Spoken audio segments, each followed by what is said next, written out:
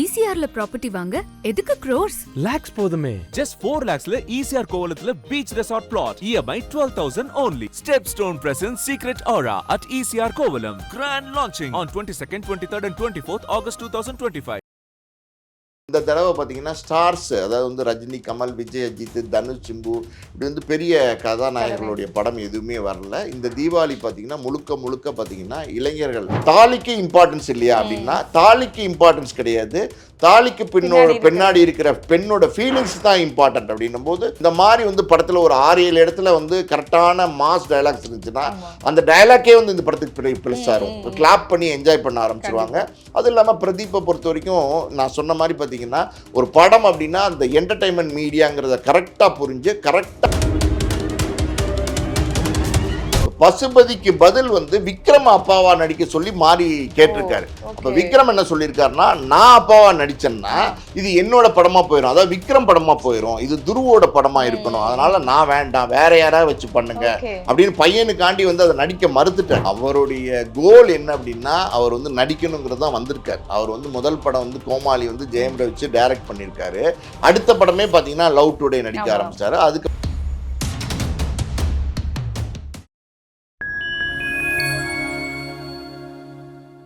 Fine time cine நேயர்களுக்கு வணக்கம். இன்னைக்கு நம்ம கூட நிகழ்ச்சியில ஆஸ்கார் மூவிஸோட ப்ரொடியூசர் பாலாஜி பிரபு சார் நம்ம கூட இணைஞ்சிருக்காரு. வணக்கம் சார். வணக்கம். தீபாவளி வரப்போகுது. தீபாவளிக்கு வந்து பாத்தீங்கன்னா நிறைய படங்கள் வரிசையா வருது. எல்லாமே சின்ன படங்களா இருந்தாலும் மக்கள் அவளை எதிர்பார்த்துட்டு இருக்காங்க. அந்த படங்கள் என்னன்னு பார்த்தீங்கன்னா, பைசன் வருது மாரி செல்வராஜ் அவரோட இயக்கத்தில். அதுக்கப்புறமா டியூட் படம் வருது, டீசல் வருது, ஜிவிஎம்மும் சமுத்திரக்கனியும் இணைஞ்சு நடிக்கிற ஒரு படம், கார்முகி செல்வம் சொல்லிட்டு ஒரு படம் வருது சார். இந்த படங்கள்லாம் வருது பார்த்தீங்களா? எப்பவுமே சாரி சார், கம்பி கட்டுற கதை. எப்பவுமே பெரிய ஸ்டாரோட ஒரு படம் வரும், அது காவலாக எதிர்பார்த்துட்டு இருப்பாங்க. இந்த தீபாவளி வந்து பார்த்தீங்கன்னா ஃபுல்லாகவே புது இயக்குனர்கள், சின்ன சின்ன படங்களா வருது. மக்களுக்காக அதுக்கு வரவேற்பும் கொடுக்குறாங்க. அதை நீங்க எப்படி பாக்குறீங்க சார்? இந்த படங்கள் சின்ன படம் நம்ம சொல்ல முடியாது. இப்போ ஓடுற படம் தான் பெரிய படம். எந்த படம் வந்து வெற்றி அடையுதோ அதுதான் பெரிய படம். இப்போ நீங்கள் பார்த்தீங்கன்னா குட் நைட்டோ, பார்க்கிங்கோ, இல்லை லவ் டுடேவோ, இல்லை வந்து டிராகனோ, இல்லை வந்து டூரிஸ்ட் ஃபேமிலி, இந்த படங்கள்லாம் பார்த்தீங்கன்னா வர்றதுக்கு முன்னாடி சின்ன படம், வந்ததுக்கப்புறம் இதெல்லாம் மிகப்பெரிய படம் உங்களுக்கு. அதனால் இந்த படம் ரஜினிகாந்த் படம் தான் பெரிய படம், விஜய் படம் தான் பெரிய படம், அஜித் படம் தான் பெரிய படம், அந்த கால்குலேஷன் சினிமாவில் எப்போவுமே கிடையாது. எந்த படம் வெற்றி அடையுதோ, எந்த படம் பெரிய கலெக்ஷனை பண்ணுதோ, எந்த படம் பெரிய லாபத்தை கொடுக்குதோ அந்த படம் தான் வந்து பெரிய படம். ஸோ அப்படி இருக்கும்போது இப்போ பார்த்தீங்கன்னா இந்த தடவை பார்த்தீங்கன்னா ஸ்டார்ஸ், அதாவது வந்து ரஜினி, கமல், விஜய், அஜித், தனுஷ், சிம்பு, இப்படி வந்து பெரிய கதாநாயகர்களுடைய படம் எதுவுமே வரல. இந்த தீபாவளி பார்த்தீங்கன்னா முழுக்க பார்த்தீங்கன்னா இளைஞர்கள் 3 பேருமே பார்த்தீங்கன்னா யங்ஸ்டர்ஸ். ஒரு பக்கம் ஹரிஷ் கல்யாண், அவரும் யங்ஸ்டர். இன்னொரு பக்கம் பார்த்தீங்கன்னா பிரதீப் ரங்கநாதன், இன்னொரு பக்கம் பார்த்தீங்கன்னா நம்ம துருவ் விக்ரம். ஸோ 3 பேருமே யங்ஸ்டர்ஸ் வராங்க இந்த படத்தில். இந்த 3 முக்கிய படங்கள், 3 முக்கிய படங்கள் பார்த்தீங்கன்னா 3 யங்ஸ்டர்ஸ் வராங்க. ரெண்டாவது பார்த்தீங்கன்னா ஒரு படம் வந்து கீர்த்தீஸ்வரன், அதாவது வந்து பிரதீப் ரங்கநாதனோட படம் டூட் வந்து கீர்த்தீஸ்வரன் டைரக்ட் பண்ணியிருக்கிறாரு. இன்னொரு பக்கம் பார்த்தீங்கன்னா மாரி செல்வராஜ் பைசன் படத்தினுடைய டேரக்டர். நிறைய படங்கள், வெற்றி படங்கள் தொடர்ந்து கொடுத்துட்டு வராரு. இப்போ டீசலை பொறுத்த வரைக்கும் சண்முகம் முத்துசாமின்னு ஒரு புது இயக்குனர் தான். ஸோ இது வந்து மொத்தத்தில் பார்த்தீங்கன்னா ஒரு இந்த தீபாவளி இளைஞர்களுடைய தீபாவளியாக இருக்குது, இளைஞர் பட்டாளத்தோட தீபாவளியாக இருக்குது. ஸோ இதில் முக்கியமாக எதிர்பார்ப்பை ரொம்ப கிரியேட் பண்ணியிருக்கிற படம் வந்து எப்படின்னா, இந்த 3மே வந்து எதிர்பார்ப்பை கிரியேட் பண்ண படம் தான். ஃபஸ்ட்டு நம்ம வந்து டியூடை பற்றி பேசணும் அப்படின்னா, டியூடை பொறுத்த வரைக்கும் பார்த்தீங்கன்னா பிரதீப் ரங்கநாதன் இன்னைக்கு இருக்கிற யங்ஸ்டர்ஸோடைய பல்ஸை பக்காவாக பிடிச்சிட்டு ட்ராவல் பண்ணிட்டு இருக்காரு. இதுக்கு முன்னாடி அவர் நடித்த லவ் டுடே மிகப்பெரிய வெற்றி படம் அடைஞ்சிச்சு. அது காரணம் என்ன அப்படின்னா, அந்த ஜென்சி கிட்ஸோட லவ் இருக்குது பார்த்தீங்களா, அதை வந்து இது வரைக்கும் யாருமே சொல்லலை.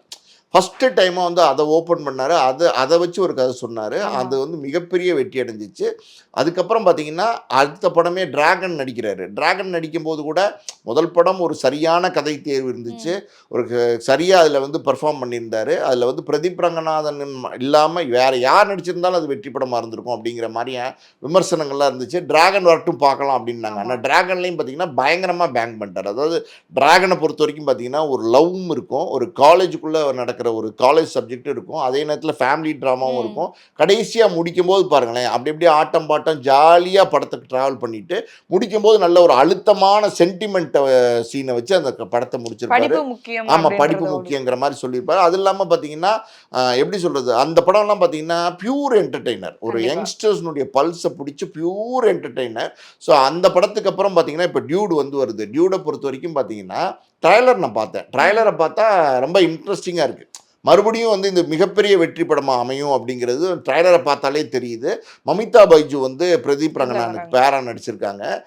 சில டைலாக்ஸ் எல்லாம் ரொம்ப ரொம்ப நல்லா இருக்குது. அந்த டைலாக்ல பர்டிகுலராக 2-3 டைலாக் நம்ம சொல்லணும் அப்படின்னா, ஒரு இடத்துல ஹீரோயின் வந்து பிரதீப் ரங்கநாதனை பற்றி கேட்பாங்க. என்ன கேட்பாங்கன்னா, அதாவது இந்த உடம்பு வச்சுட்டு உன்னால் ஒரு 10 பேரை அடிக்க முடியுமா அப்படின்னு கேட்பாங்க. அதுக்கு அவர் பதில் என்ன சொல்லுவார்னா, என்னால் 10 பேரை அடிக்க முடியாது, ஆனால் 100 பேர் அடிக்கிற அடி என்னால் வாங்க முடியும், தாங்க முடியும் அப்படின்னுவார். அதெல்லாம் வந்து ரொம்ப பவர்ஃபுல்லான டைலாக். இது வரைக்கும் பார்த்தீங்கன்னா இப்படி ஒரு டைலாக் வந்து இது வரைக்கும் தமிழ் சினிமாவில் பேசவே இல்லை. இதெல்லாம் வந்து எப்படின்னா, இதுதான் உண்மை, உண்மையோட நெருக்கமாக இருக்கிற மாதிரி இருக்குது டைலாக். இன்னொரு பக்கம் பார்த்தீங்கன்னா, தாலிக்கு இம்பார்ட்டன்ஸ் இல்லையா அப்படின்னா, தாலிக்கு இம்பார்ட்டன்ஸ் கிடையாது, தாலிக்கு பின்னாடி இருக்கிற பெண்ணோட ஃபீலிங்ஸ் தான் இம்பார்ட்டன்ட் அப்படின்னும் போது, ஸோ அதெல்லாம் இன்ட்ரெஸ்டிங்காக இருக்குது. ஸோ இந்த மாதிரி வந்து படத்தில் ஒரு 6-7 இடத்துல வந்து கரெக்டான மாஸ் டைலாக்ஸ் இருந்துச்சுன்னா அந்த டைலாக்கே வந்து இந்த படத்துக்கு ப்ளஸ்ஸாக இருக்கும். கிளாப் பண்ணி என்ஜாய் பண்ண ஆரம்பிச்சிருவாங்க. அது இல்லாமல் பிரதீப்பை பொறுத்த வரைக்கும் நான் சொன்ன மாதிரி பார்த்தீங்கன்னா, ஒரு படம் அப்படின்னா அந்த என்டர்டைன்மெண்ட் மீடியாங்கிறத கரெக்டாக புரிஞ்சு கரெக்டாக அந்த படத்தில் என்னென்ன தேவையோ எல்லா விஷயத்தையும் வந்து அவர் வந்து ப்ரெசென்ட் பண்ணுறாரு. ஸோ அதனால் அவரோட சக்ஸஸ் அவருடைய கதை தேர்வில் தான் இருக்குது. ஸோ இந்த படமும் நிச்சயமாக அவர் சக்ஸஸ் பண்ணுவார், 100% சக்ஸஸ் பண்ணுவார்னு நமக்கு தெரியுது. இன்னொரு விஷயம் என்னென்னா, இந்த படத்தை பொறுத்த வரைக்கும் சாய் அபேங்கர் மியூசிக் பண்ணியிருக்காரு. சாங்ஸ் எல்லாமே வந்து பார்த்தீங்கன்னா ரொம்ப சூப்பராக இருக்குது, எல்லாமே எக்ஸலண்ட்டாக இருக்குது. அதனால் வந்து இந்த படம் தீபாவளி வரவில் பார்த்தீங்கன்னா ஒரு பெரிய எதிர்பார்ப்பு இளைஞர்கள் கிட்ட, குறிப்பாக ஜென்சி கிட்ஸ் கிட்ட இது உருவாக்கி. இன்னொரு பக்கம் பார்த்தீங்கன்னா பைசன் வந்து மாரி செல்வராஜ் டைரக்ட் பண்ணியிருக்காரு. இது எப்படி டியூட் வந்து டோட்டலாகவே வேற மாதிரியான ஒரு கதை, அதாவது வந்து ஒரு ஜென்சி கிட்ஸோட கதை, அது ஒரு என்டர்டைன்மெண்ட்டான படம். இந்த பக்கம் பார்த்தீங்கன்னா இது வந்து ஒரு ரியல் ஸ்டோரி, அதாவது மனத்தி கணேசன் அப்படிங்கிற ஒரு கபடி பிளேயரோட ரியல் ஸ்டோரி. ஸோ இது அவருடைய அந்த இன்ஸ்பிரேஷனில் தான் அந்த படத்தை பண்ணியிருக்காரு. ஸோ இது வந்து ஒரு கமர்ஷியலாக இல்லாமல் அந்த கதையை வந்து எப்படி சொல்ல முடியுமோ அந்த அளவுக்கு வந்து நேர்த்தியாக வந்து மாறி சொல்லியிருக்காரு. மாரியை பொறுத்த வரைக்கும் பார்த்தீங்கன்னா அவர் எடுக்கிற எல்லா படங்களுமே மிகப்பெரிய வெற்றி படங்கள் அமைஞ்சிருக்கு. முதல் படம் பரியேறும் பெருமாள் எடுத்துக்கிட்டிங்கன்னா அந்த பிற்பட்ட மக்கள் அவங்களுடைய அந்த சமுதாயத்தினுடைய பிரச்சனைகள், அப்புறம் அங்கே உள்ள காதல், அந்த காதலர்களுக்குள்ள உள்ள பிரச்சனைகள், அதெல்லாம் வந்து ரொம்ப நேர்த்தியாக வந்து சொல்லியிருப்பாரு. ரொம்ப அதாவது எப்படி சொல்கிறது, இந்த மாதிரி படம் எடுக்க முடியுமா அப்படின்னா எடுக்க முடியும், சூப்பராக இருக்குது அப்படிங்கிற மாதிரி ஒரு பெரிய பேரை வந்து மாரி செல்வராஜ் கொடுத்துச்சு. அதுக்கு அடுத்து பார்த்தீங்கன்னா நம்ம தனுஷை வச்சு கர்ணன் படம் பண்ணார். கர்ணன் படம் பார்த்தீங்கன்னா அந்த புழுதி மண்ணுக்குள்ளே ஒரு நாயகன் அவன் எப்படி இருப்பான் அப்படிங்கிறது அப்படியே தனுஷே வந்து மாற்றி அந்த படத்தில் ஒரு நாயகனாக மாற்றி பிரமாதமாக பண்ணியிருப்பார். எக்ஸலண்ட்டாக இருக்கும் கர்ணன் படம். அது தனுஷோடைய கேரியர்லேயே மிகப்பெரிய வெற்றி படமாக அமைஞ்சிச்சு. அதுக்கப்புறம் அவர் எடுத்த படம் மாமன்னன் படத்தை பொறுத்த வரைக்கும் ரொம்ப எக்ஸ்க்ளூசிவாக ஒரு விஷயம். அது என்ன அப்படின்னா, நம்ம வடிவேலு இருக்கார்ல, அவர் வந்து ஒரு நோன் காமெடியன், அதாவது கிட்டத்தட்ட ஒரு 30 வருஷமாக வந்து வடிவேலு வந்து ஒரு ஃபுல் ஃப்ளெஜ்டு காமெடியனாக இருக்கார். பாடி லாங்குவேஜில் எக்ஸலண்ட்டாக காமெடி பண்ணக்கூடியவர், எல்லாரையும் வந்து 30 வருஷமாக சிரிக்க வச்சுட்டு இருக்கிற ஒரு கேரக்டர். பல வருடங்களாக வந்து வடிவேலு சினிமாவில் பெருசாக இல்லாட்ட கூட அவரை பற்றின மீம்ஸ் இருக்குது பார்த்தீங்களா, அதை பார்த்தாலே சிரிக்கிற அளவுக்கு வந்து ஆடியன்ஸோட பெரிய அளவில் ஒரு காமெடியனாக கனெக்ட் ஆன ஒரு கேரக்டர். அவரை வந்து நம்ம உதயநிதி ஸ்டாலினோட அப்பாவை போட்டு அந்த கேரக்டராகவே வடிவேலு மாற்றிருப்பார். வடிவேலு இவ்வளோ பிரமாதமாக வடிவேலுவால் நடிக்க முடியுமா அப்படின்னா நடிக்க முடியும் அப்படிங்கிற மாதிரி அந்த கேரக்டராகவே வடிவேலு மாற்றிருப்பார். வடிவேலு அதில் அந்த அளவுக்கு பெர்ஃபார்ம் பண்ணி நடித்தார் அப்படிங்கிறதை விட மாரி செல்வராஜ் வந்து அந்த அளவுக்கு வந்து வடிவேலு கிட்ட வந்து ஒர்க் வாங்கினார், அவர்கிட்ட வந்து உள்ள திறமையை வந்து எக்ஸ்ட்ராக்ட் பண்ணார். அது வந்து பெரிய லெவலில் பேசப்பட்டது. அதுக்கப்புறம் வாழைப்படம் பார்த்தீங்கன்னா அந்த மாரி செல்வராஜ் அவர் சின்ன வயசில் அந்த வாழைத்தோப்பில் நடந்த விஷயங்கள், அதாவது ஒரு வாழை சாகுபடி, அதனுடைய விற்பனை, அதுக்குள்ள ஒரு காதல், அந்த பிரச்சனையை வந்து பேசினாரு. அதுவுமே ஒரு வெற்றி படமாக அமைஞ்சிச்சு. அதுக்கப்புறம் இப்போ பைசன் படத்தை பொறுத்த வரைக்கும் பார்த்தீங்கன்னா நான் சொன்ன மாதிரி பார்த்தீங்கன்னா அந்த கபடி வீரர்களுடைய அந்த கதையை வந்து எடுத்து பண்ணியிருக்காரு. இதில் துரு விக்ரம் வந்து விக்ரமோட பையன். இதுக்கு முன்னாடி 2 படம் நடிச்சாரு. அந்த படங்கள்லாம் பெருசாக பேசப்படலை. ஏதாவது ஒரு பெரிய வெற்றிக்காண்டி துரு விக்ரம் வந்து காத்திருக்கும் போது பார்த்தீங்கன்னா மாறி ஒரு கதையை வந்து துருவுக்கு சொல்றாரு.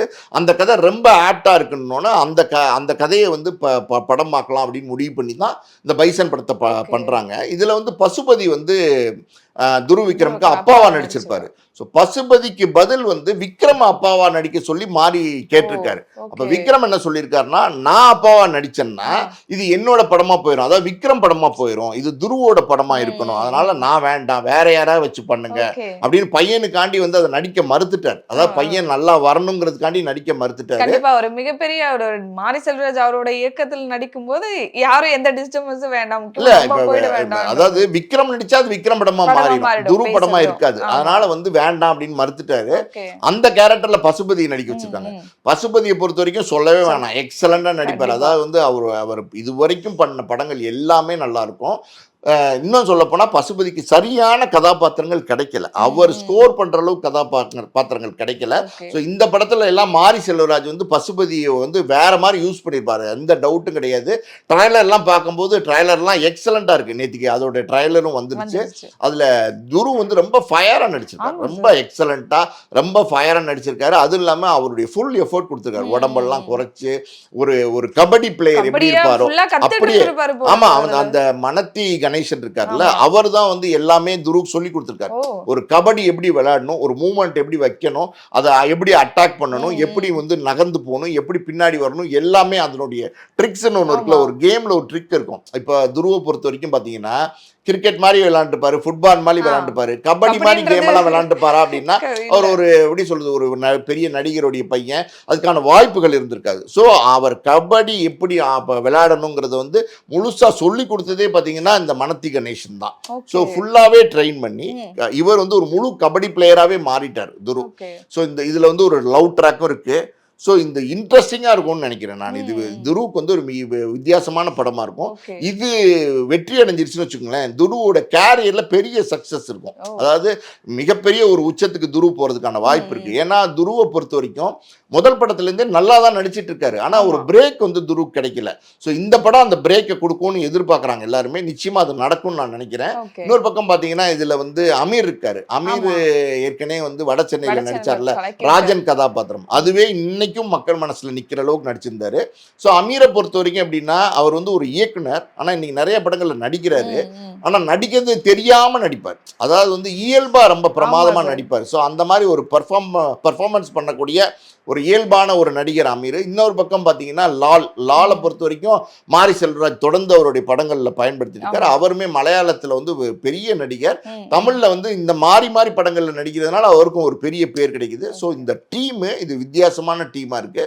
ஸோ இது நிச்சயமாக ஒரு வெற்றியை தரும்னு எல்லாருக்குமே ஒரு எதிர்பார்ப்பு இருக்கு. ஓகே சார், இப்போ விக்ரம் அவருக்கு வந்து சேது படம் ஒரு பயங்கரமான ஒரு ஹைப்பை கொடுத்துச்சு, அவருக்கு வந்து ஒரு உச்சத்தில் கொண்டு போய் நிற்க வச்சுது, அவர் நடிப்பை ஃபுல்லாக வெளிக்காட்டுச்சு.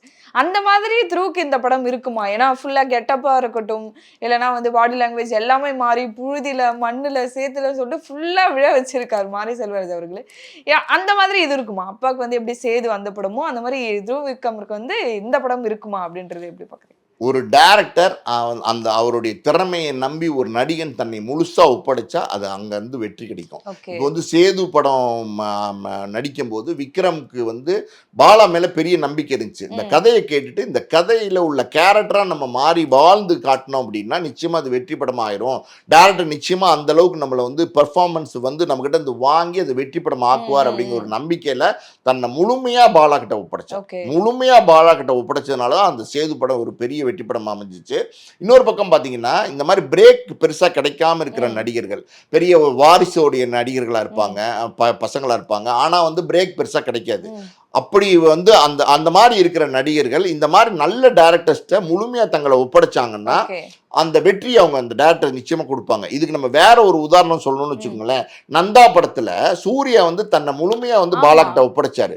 அதுக்கு முன்னாடி சூர்யாவோட படங்கள்லாம் பாத்தீங்கன்னா அது வேற மாதிரி இருக்கும், அது ரொம்ப சுமாரா இருக்கும், ரொம்ப ஆவரேஜா இருக்கும், ஒரு மாதிரி வித்தியாசமா இல்லாத மாதிரி இருக்கும். ஆனா இந்த பாலா கிட்ட வந்து நந்தா நடிச்சதுக்கு அப்புறம் தான் சூர்யாக்கே வேற ஒரு பேர் கிடைச்சிச்சு, வேற ஒரு உயரம் கிடைச்சிச்சு, புகழ் கிடைச்சிச்சு. ஸோ அதை மாதிரி வந்து விக்ரம் வந்து தன்னுடைய பையனை வந்து துருவ முதல்ல பாலாட்ட தான் அவன் ஒப்படைச்சாரு. ஆனா அது என்னமோ துரதிருஷ்டம் துரதிருஷ்டவசமா சரியா நடக்காம போச்சு. இந்த படத்தை பொறுத்த வரைக்கும் மாரி செல்வராஜ் தொடர்ந்து வெற்றி படங்கள் கொடுத்துட்டு வராரு. நான் சொன்ன மாதிரி அழுத்தமான கதைகளை ரொம்ப தெளிவா வந்து பிரசன்ட் பண்ணக்கூடிய ஒரு டைரக்டர் மாறி. ஸோ நிச்சயமா அந்த படம் வந்து ஒரு வெற்றி படமா இருக்கும் துருக்கு, அதுல எந்த சந்தேகமே இல்லை. Okay sir. இப்போ நம்ம இதுக்கு முன்னாடி வந்து டியூடு படத்தை பத்தி பேசணும். அதுல வந்து பாத்தீங்கன்னா இப்போ பிரதீப் ரங்கநாதன் எதுக்கு நடிக்க வந்தாரு அப்படின்ற ஒரு நடிப்பு மேல ஒரு நிறைய விமர்சனங்கள் வைக்கப்படுது. இந்த கதை வந்து ஒரே மாதிரி இருக்கு அண்ட் வந்து அவர் டைரக்டரா தானே இருந்தாரு, எதுக்கு நடிக்க வந்தாரு அப்படின்ற மாதிரி. அதை நீங்க எப்படி பாக்குறீங்க சார்? அவர் நடிப்புக்குன்னு இறங்குனது ஒரு படம் டைரக்ட் பண்ணதுக்கு அப்புறமா அடுத்த படமே நடிக்கிறதுக்குன்னு வந்துட்டாரு. அவருக்கு அதான் பிடிச்சிருக்குன்னு வேற சொல்லியிருந்தாரு நிறைய இடங்கள். அதை நீங்க எப்படி பாக்குறீங்க சார்? இல்லை, அவருடைய கோல் என்ன அப்படின்னா அவர் வந்து நடிக்கணுங்கிறது தான் வந்திருக்காரு. அவர் வந்து முதல் படம் வந்து கோமாளி வந்து ஜெயம் ரவி வச்சு டைரக்ட் பண்ணியிருக்காரு. அடுத்த படமே பார்த்தீங்கன்னா லவ் டுடே நடிக்க ஆரம்பிச்சாரு. அதுக்கப்புறம் டிராகன் நடிக்க ஆரம்பிச்சாரு. இப்போ டியூட் நடிச்சிருக்காரு. அவருடைய எண்ணங்கள் வந்து அவருடைய ஆசை வந்து நடிக்கிறதுக்கு தான் அவர் வந்திருக்கிறாரு. ஸோ அது நடிக்கிறதுக்கான வாய்ப்பு கிடைச்சு அந்த வெற்றியும் கரெக்டாக கிடைச்சதுக்கப்புறம் அதை தக்க வச்சுக்கணும் அப்படிங்கிறதுக்காண்டி போராடுறாரு. உண்மையாலுமே பார்த்தீங்கன்னா பிரதீப் ரங்கநாதன் வந்து இவ்வளோ பெரிய வெற்றி அடைஞ்சதுக்கு காரணம் என்னன்னா, இந்த பக்கத்து வீட்டு பையன், நம்ம வீட்டு பையன், இந்த ரோட்ல போற ஒரு சாதாரண பையன், அந்த மாதிரி இயல்பா ரொம்ப கேஷுவலான ஒரு லுக்கு, ஒரு பெரிய ஹீரோக்கான இமேஜ் வந்து பிரதீப் ரங்கநாதன் கிடையாது. அப்போ அந்த மாதிரி லுக்கு உள்ள ஒரு கேரக்டர் எந்த மாதிரி கதைகளை எடுத்து தேர்ந்தெடுத்து நடிச்சா அது வெற்றியா மாறும் அப்படிங்கிறது நல்லா தெளிவா புரிஞ்சுக்கிட்டு அந்த மாதிரி கதைகளை வந்து பிரதீப் ரங்கராஜன் தொடர்ந்து எடுத்து நடிச்சிட்டு இருக்காரு. இன்னொரு பக்கம் பாத்தீங்கன்னா ரஜினி இயக்கிறதுக்கான வாய்ப்பு வந்துச்சு பிரதீப் ரங்கநாதனுக்கு, விஜய் இயக்கிறதுக்கான வாய்ப்பு வந்துச்சு. ஆனா இது எல்லாமே வேண்டாம் அப்படின்ட்டாரு. அதாவது ஒரு இயக்குனர் ஆல்ரெடி வந்து அவர் வந்து கோமாளி படம் பண்ணியிருக்காரு. ஸோ ரஜினிகாந்த் இன்னைக்கு வந்து தமிழ் இண்டஸ்ட்ரியின் சூப்பர் ஸ்டார், விஜய் இன்னொரு பக்கம் அவரும் ஒரு தமிழ் இண்டஸ்ட்ரியின் சூப்பர் ஸ்டார். இவங்க ரெண்டு பேருமே தங்களுடைய படங்களை இயக்கிறது கூப்பிட்டப்ப வேண்டாம், நான் வந்து நடிகனை தான் தொடர போறேன் அப்படிங்கிறதுனால அதை மறுத்துட்டு நடிகனா வந்து படங்கள் நடிச்சிட்டு இருக்காரு. ஸோ அவருடைய கோல் இருக்கு பார்த்தீங்களா, அதுல ரொம்ப ஷார்ப்பா இருக்காரு, கிளாரிட்டியாகவும் கிளியராகவும் இருக்கிறாரு. அப்படி இருக்கும்போது அவருக்கு நிச்சயமா அந்த வெற்றி கிடைக்கும். ஸோ அவரை வந்து நடிகனா வந்ததை இன்னைக்கு மக்கள் ஏற்றுக்கிட்டாங்க. நீங்க ஒரு ஹீரோ அப்படின்னா உங்களுக்கு மக்கள் ஏற்றுக்கணும். மக்கள் ஏற்றுக்கிட்டாங்கன்னா ஒரு பெரிய ஹீரோ தான். மக்கள் ஏற்றுக்கிட்டாங்கன்னும் போது அவர் அந்த வெற்றி இன்னைக்கு வந்து இந்த படம் மட்டும் டூட் மட்டும் பெரிய லெவலில் ஓடிடுச்சுன்னா அவர் வேற மாதிரி ஒரு லெவல் போயிடுவார். ஏன்னா 3 படம் தொடர்ந்து வெற்றியா மாறிடும். ஸோ அதெல்லாம் வேற ஒரு உச்சத்துக்கு கொண்டு போயிடும் அவரை. அந்த அளவுக்கு அவர் நடிக்கவும் செய்யறாரு, எஃபர்ட்டும் எடுக்கிறாரு. நம்ம அது கூட வந்து பாத்தீங்கன்னா டீசல் மூவி வருது. அது வந்து பாத்தீங்கன்னா ஹரிஷ் கல்யாண் அவர்களோட படம். அதோட பாட்டு ஆல்ரெடி வந்து வர வேண்டிய ஒரு படம். பாட்டு வந்து பயங்கரமா ஹிட் ஆயிட்டு இருந்துச்சு. இப்போ அவரோட நடிப்புலயே அந்த படம் வந்து அதுவும் ட்ரெய்லர் பார்த்தேன் சார். டிஃப்ரெண்டா இருக்குது. ஒரு ஒரு மாஃபியா சைடு மாதிரி கொண்டு போறாங்க. அதை நீங்க எப்படி பாக்குறீங்க சார்? இல்ல, அது ஒரு த்ரில்லர் மூவி. அதாவது டீசலை பொறுத்த வரைக்கும் த்ரில்லர் மூவி. அந்த டைரக்டர் சண்முகம் முத்துசாமி இருக்கார் இல்லையா, அவர் வந்து எனக்கு ஏற்கனவே வந்து நெருங்கிய நண்பர் தான். ஏற்கனவே தெரியும் எனக்கு அவரை. ஸோ அவர் வந்து இந்த கதை வந்து ரொம்ப நல்லா பண்ணுவார். இந்த படத்தை பொறுத்த வரைக்கும் ரொம்ப அழுத்தமா பண்ணியிருக்காரு. நான் வந்து கேள்விப்பட்ட விஷயம் என்னன்னா, இந்த படம் வந்து இந்த டீசல் திருடுவாங்கல்ல, அது சார்ந்த ஒரு கதை அப்படிங்கிறாங்க. ஒரு ஆங்கில படம், பைப் லைன் அப்படிங்கிற ஒரு ஆங்கில படம் நினைக்கிறேன். அதனுடைய தழுவலா தான் இந்த படத்தை பண்ணியிருக்கிறாங்க. ஸோ ஹரிஷ் கல்யாணை பொறுத்த வரைக்கும் இதுக்கு முன்னாடி வந்து பார்க்கிங்கு, லப்பர் பந்து இப்படி தொடர்ந்து வெற்றி படங்களை கொடுத்துட்டு இருக்காரு. ஸோ ஹரிஷ் கல்யாணுடைய கதை தேர்வும் நல்லா இருக்கு. இன்னைக்கு இளைஞர்கள் பெரிய வெற்றி அடைகிறதுக்கு இந்த மாதிரி வந்து யங்கர் ஜெனரேஷன் ஸ்டார்ஸ் வந்து பெரிய வெற்றி அடைகிறதுக்கு காரணம் என்னன்னா அவனுடைய கதை தேர்வு வந்து ரொம்ப பிரமாதமா இருக்கு. ஸோ அப்படி பார்த்தா இந்த டீசலும் நிச்சயமா ஹரிஷ் கல்யாணுக்கு ஒரு பெரிய வெற்றி படமா அமையும் தான் நினைக்கிறேன். மொத்தத்தில் பார்த்தீங்கன்னா டியூடு அது வேற மாதிரியான படம். அது வந்து ஒரு எப்படி சொல்றது, மாஸ் என்டர்டைன்மெண்ட் இருக்கும். அதுக்குள்ள நிச்சயமா ஏதோ ஒரு மெசேஜும் சொல்லியிருப்பாரு பிரதீப் ரங்கநாதன். மாரி செல்வராஜை பொறுத்த வரைக்கும் அவருமே ஒரு மெசேஜ் சொல்ற ஒரு டைரக்டர் தான். ஸோ அவரோட மெசேஜ் வந்து வேற மாதிரி இருக்கும். இந்த என்டர்டைன்மெண்ட் எதுவுமே இல்லாம துதக்கோர் வந்து தான் நினைக்கிறத வந்து சொல்லக்கூடிய ஒரு இயக்குனராக இருக்கிறதுனால அந்த மெசேஜ் வந்து ரொம்ப வேற மாதிரி இருக்கும். அது அழுத்தமான மெசேஜாக இருக்கும். இன்னொரு பக்கம் டீசலை பொறுத்த வரைக்கும் அந்த படத்துலையும் பார்த்தீங்கன்னா இந்த கதைக்களத்தை பார்க்கும்போது அதுக்குள்ளேயுமே ஒரு மெசேஜ் இருக்குது அப்படின்னு தான் தோணுது. ஸோ மொத்தத்தில் இந்த மூணு படமே ஆடியன்ஸ் கிட்ட பெரிய எதிர்பார்ப்பை கிரியேட் பண்ணியிருக்கு. தீபாவளிக்கு இந்த படங்கள் எல்லாம் ரிலீஸ் ஆகுது. வெயிட் பண்ணி பார்த்தா தெரியும் எது எந்த ஜானர்ல இருக்கு, மக்களுக்கு எப்படி பிடிச்சிருக்கு அப்படின்றதான். படங்கள் வரட்டும், அதுக்கப்புறமா இதை பத்தியும் நம்ம பேசலாம் சார். ரொம்ப நன்றி சார் நிகழ்ச்சியில. நன்றி.